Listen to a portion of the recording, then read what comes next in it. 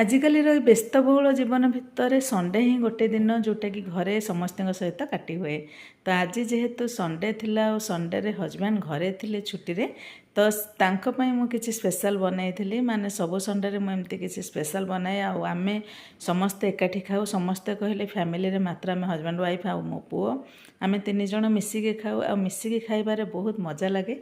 सेथि पई आज संडे स्पेशल रे बनैथिली मिक्स फ्राइड राइस, जो थरे कि चिकेन अंडा ता सहित चिंगुड़ी भी पकई बढ़िया थिला। फ्लेवर भल थिला और टेस्ट भी बहुत बढ़िया थिला। ता सहित मोगलाई चिकेन बनैथिली आ दही कचुम्बर बनैथिली।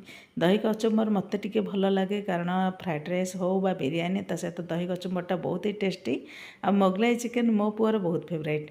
एमिति भी तो हजबैंड सहित जहाँ भी रोषे करके देले से खाई दियंते, सेमती तांकर किछि पसंद नाही। किंतु फैमिली सहित एमती बेले बेले आम मानको टाइम स्पेंड करबा कथा।